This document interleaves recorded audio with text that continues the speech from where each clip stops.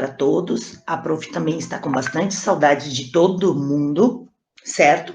Então, agora, nós vamos começar com a nossa retomada de conteúdo. Começaremos com história. Então, peguem a apostila, vamos retomar o conteúdo de história, voltar lá no início, certo? Porque às vezes algumas coisas a gente esquece mesmo, ainda mais a gente estando sem aula. Então, vamos lá. Página 217. Pegaram a apostila? Página 217 de História. Muito bem. Já diz lá em cima no Conversa Vem. Vou colocar a apostila digital. Muito bem. Então, já diz lá no Conversa Vem. A atual bandeira do Brasil foi criada como um símbolo de identidade nacional. Certo? Então, assim, cada país tem a sua bandeira, gente. Isso todo mundo sabe. Por quê? Porque é uma identidade de cada país, certo? A nossa do Brasil, ela é feita em cores, certo? Então, nós temos a cor verde, a cor amarela, a cor azul e a cor branca, certo? Então, claro, a cor verde significa as nossas matas, o nosso verde que nós temos no país. O amarelo significa os minérios, o ouro que nós temos. O azul, os mares, oceanos, os lagos, os rios, certo? E nós temos as estrelinhas, que é cada estadozinho que tem na parte azul. A parte branca, ele quis deixar a nossa mensagem, que é a ordem e progresso, certo? Significa paz. Então, vamos lá. Tá perguntando, você sabe o que significa identidade? Então, eu já escrevi ali. Identidade é uma parte individual do sujeito social, mas que ainda assim é totalmente dependente do âmbito comum e da convivência social. Então, assim, nós somos pessoas individuais. Eu sou uma pessoa, cada um de vocês é uma pessoa diferente. A gente não é igual. Nós temos sentimentos diferentes, pensamentos diferentes, certo? Ações diferentes. Então, nós somos diferentes. Só que eu não posso viver sozinha e ninguém pode viver sozinho. Por quê? Porque a gente precisa das outras pessoas. Só que para eu poder viver sozinha, eu preciso respeitar o espaço do outro. Então, se eu não respeito o espaço do outro, eu não consigo viver sozinha assim, porque outra pessoa também vai atrapalhar o meu espaço, certo? Então, assim, eu sou uma parte individual do sujeito porque eu sou uma pessoa, diferente de todas as outras, mas que eu não consigo viver sozinha. Eu preciso viver com outras pessoas, certo? Portanto, é aquilo que se relaciona em conjunto por tudo aquilo que é significativo. Um bom exemplo, a maioria das pessoas estão em casa agora. Por quê? Por causa do Covid-19, por causa do coronavírus, certo? Então, assim, tem algumas pessoas que ainda estão indo trabalhar, que estão saindo de suas casas, mas que eu não posso trazer uma pessoa que está trabalhando, que está andando de ônibus, que está tendo contato com outras pessoas. Por quê? Porque ela pode me infectar. Certo? Então, a gente precisa respeitar, porque se eu não respeito tudo isso, como é que eu vou viver em sociedade? Certo? Então, na verdade, identidade é isso. Sou eu viver sozinha, mas me relacionando com as outras pessoas, respeitando, certo? Exercendo as boas regras de convivência, né? Eu tenho que respeitar o outro.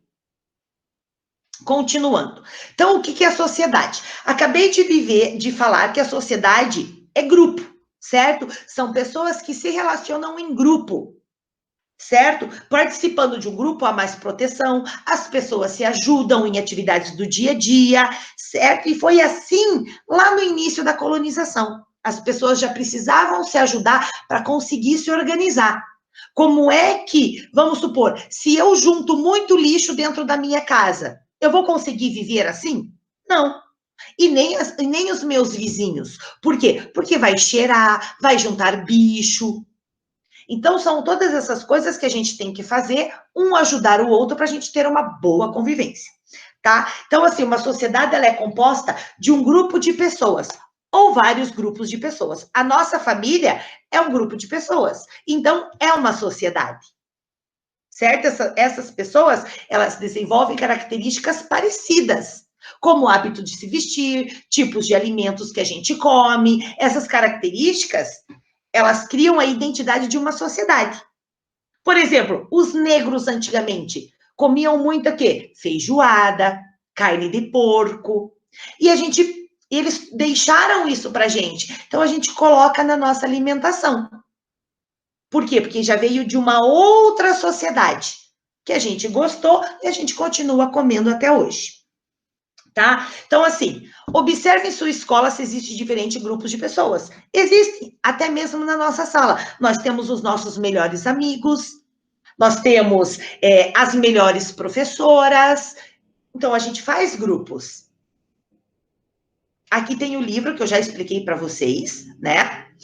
Os direitos e deveres. Então, assim, sempre que uma sociedade se organiza, né? O grupo de pessoas se organiza, eles precisam o quê? Eles precisam ter direitos e deveres, certo? Nós temos direito a muitas coisas, certo? Então, para isso, para a gente ter esses direitos, a gente tem que ser justo. Não é só eu ter direito, o outro também tem que ter. Certo? Os direitos, eles são iguais para todos. Então, vamos ver. A política, né? Então, assim, até agora a gente conheceu o que é uma sociedade, como ela se organiza, com a definição de deveres e a aquisição dos direitos. Tudo isso, gente, ele é parte de uma política, certo? A política já diz. A política quer dizer que ela tem que ser justa, tanto com os direitos como com os deveres. Certo? Por exemplo, eu expliquei para vocês, dei alguns exemplos em sala de aula, mas é assim. Eu tenho direito a sair da minha casa, a andar pelas ruas, a passear, a ver lojas, a comprar as coisas que eu gosto. Esse é um direito meu. Eu tenho direito a uma liberdade, o direito de ir e vir, certo? Então, assim, a partir do momento que vamos dizer, vou dar um exemplo. Por exemplo, um assalto, um roubo. Se eu roubar algo de alguém, eu vou perder o meu direito de liberdade. Por quê? Porque eu errei. Então, eu tenho que ter um dever de ser correta, de ser justa com as outras pessoas. Senão, eu perco os meus direitos. Certo? Isso, o política é o quê? A capacidade que os seres humanos têm de negociar e de se relacionar. Eu preciso me relacionar bem com as pessoas, senão ninguém vai conversar comigo. E conversar, falar com os outros é um direito meu, certo? Mas se eu desrespeitar, eu não estou mais tendo direito. Tá? Então, assim, para Aristóteles, a política é a busca pela convivência em harmonia. Então, eu preciso o quê? Conviver bem para eu ter paz, ter harmonia, não ter brigas, certo? Então, assim, nós fizemos essa atividade, nós conversamos sobre o mão na massa. Para viver a harmonia, é necessário haver regras de convivência. Por exemplo, se eu estou na sala de aula com o meu amigo e eu começo a brigar com o meu amigo, eu vou perder o recreio. Por quê? Porque eu vou brigar e eu vou ter que, a professora vai ter que resolver com vocês. E aí vocês não vão poder brincar, porque nós vamos ter que resolver o que aconteceu, esta briga. Certo? Então vocês perdem o direito de brincar. Por quê? Porque vocês não não brincaram em harmonia. Certo? Aí nós passamos para o Estado. O Estado é uma organização política de uma sociedade localizada em um território próprio, que é reconhecido por outras sociedades. Por exemplo, nós temos aqui o nosso governo no nosso Paraná. Nós temos o nosso prefeito e nós temos o nosso presidente, certo? O nosso presidente, o nosso governador, o nosso prefeito, ele é conhecido por outras sociedades, por outros países, por outras cidades, certo? Cada cidade tem uma sociedade, tem os grupos de pessoas dentro, certo? Então, todos os outros países, estados, eles são formados por sociedades, certo? Então, assim, nos estados existem instituições criadas para auxiliar na administração e no controle que acontecem nele. Em um estado, ó lá, ó, gente, existem regras de convivência. Então, assim, todos os estados existem as regras de convivência, tá? Elas são importantes para toda a sociedade, estabelecidas em um documento chamado Constituição. Conversamos sobre a Constituição também. Então, a Constituição, o que é? É um documento na qual se baseiam todas as leis de um país, as suas funções e a organização política está lá. Por isso que tem que estabelecer os direitos e deveres fundamentais dos cidadãos, tanto os governantes quanto os governados. Então, assim, os prefeitos, eles também têm os direitos e os deveres dele. O governador também. E o presidente também. Mas todos eles têm que pensar o que é bom para todo o povo. Lembram? A prof explicou sobre isso.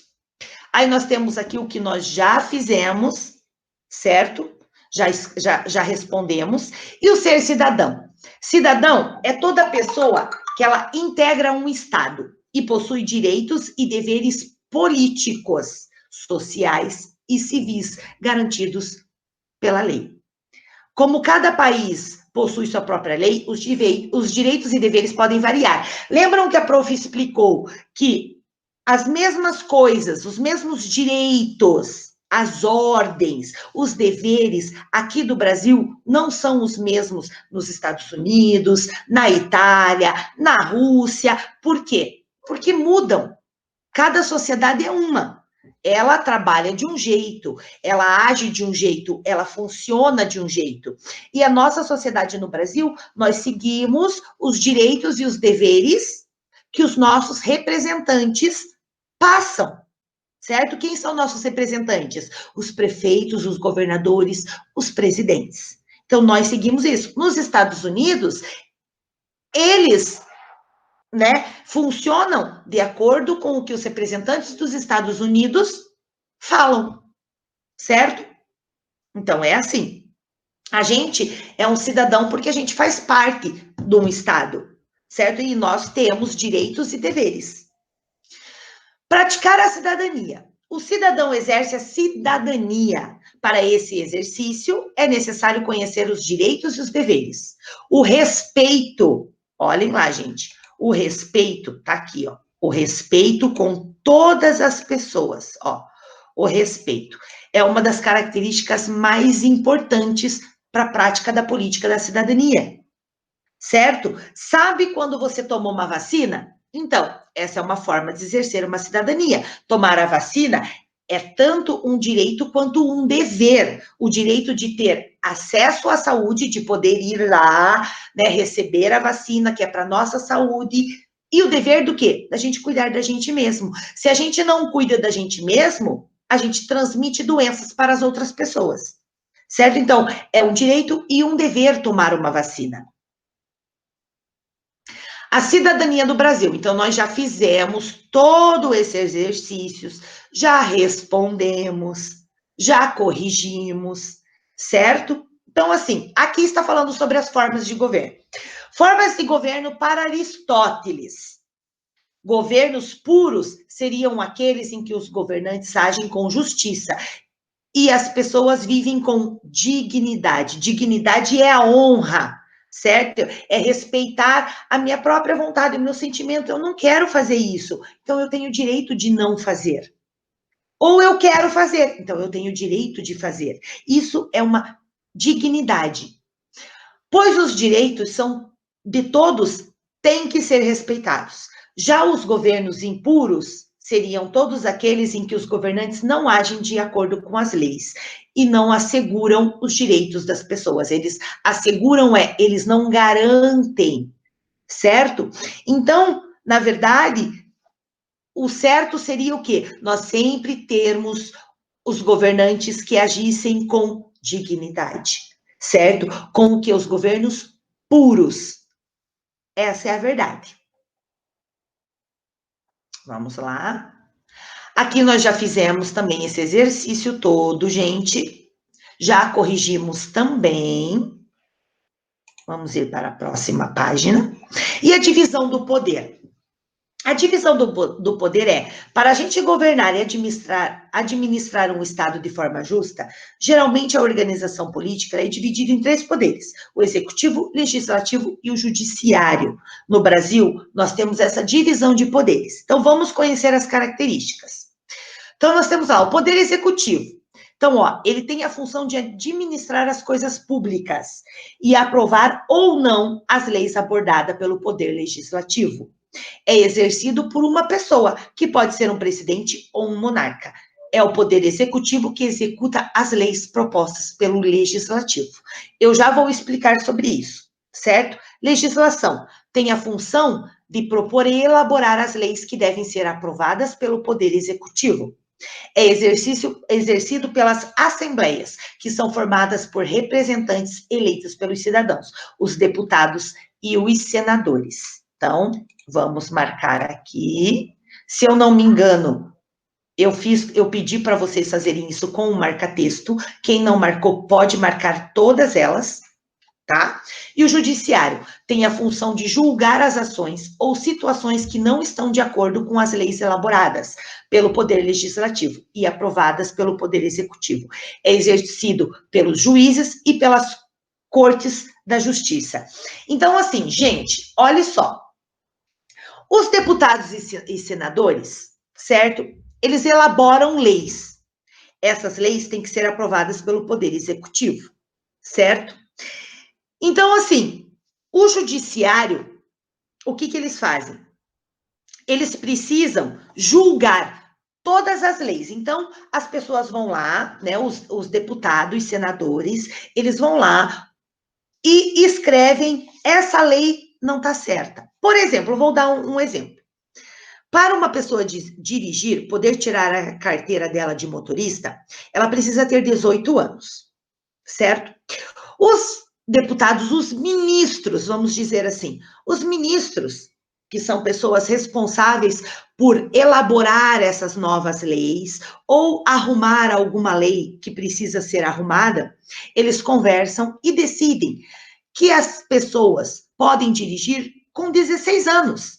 Então, eles vão ter que provar, dizer o porquê elas podem já dirigir com 16 anos, não mais com 18, e sim 16. O que acontece? Essa lei, ela vai para o judiciário. O judiciário, ele é formado por juízes, certo? Então, esses juízes, eles vão analisar, vão ver se está de acordo, se isso pode ser feito, se não vai causar problemas, se não vai causar mais acidentes, por causa de irresponsabilidade, eles vão analisar tudo.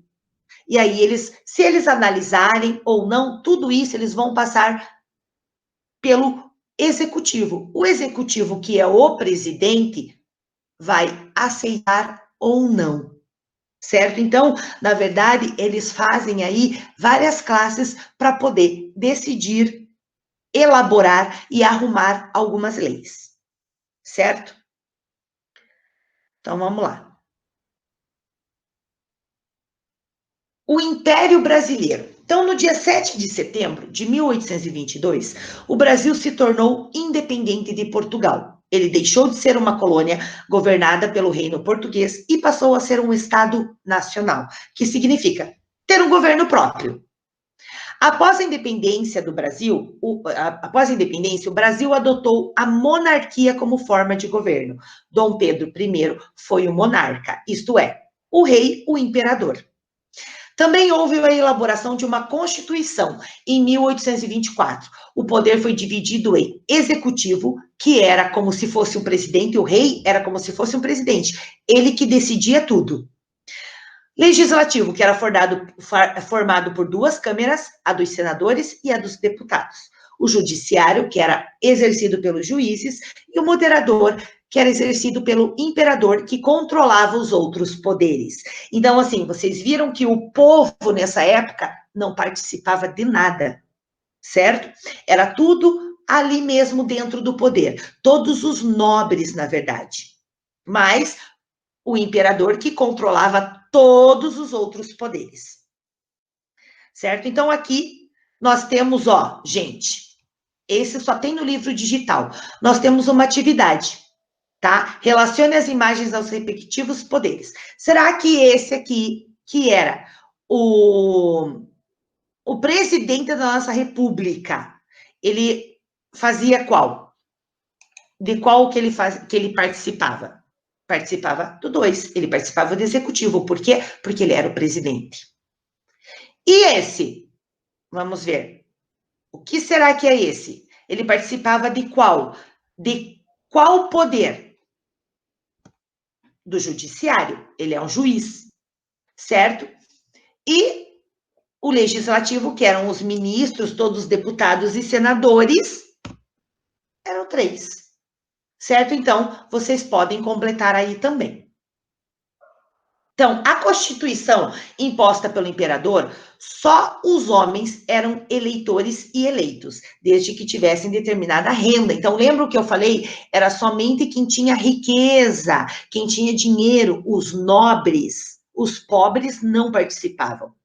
Isso significa que a maioria dos cidadãos brasileiros não tinha direito político. Os homens mais pobres, as mulheres e os escravos não podiam votar, não podiam votar e nem ser votados. Ou seja, eles não podiam participar da política. Então, era bem injusto, certo, gente? Era muito injusto.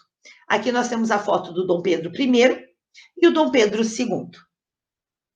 Certo? Então, paramos por aqui da nossa aula. Na próxima aula, nós vamos continuar em República, certo? Então, nós vamos acompanhando. Então, gente, nós ficamos por aqui hoje. E eu vou passar a tarefa de casa para ser feita no caderno, certo? Vocês ainda não estão com blocos de atividade. Assim que vocês estiverem, nós vamos começar a fazer atividades na ficha de atividade, certo? Então, se cuidem. Até a próxima aula. Beijos.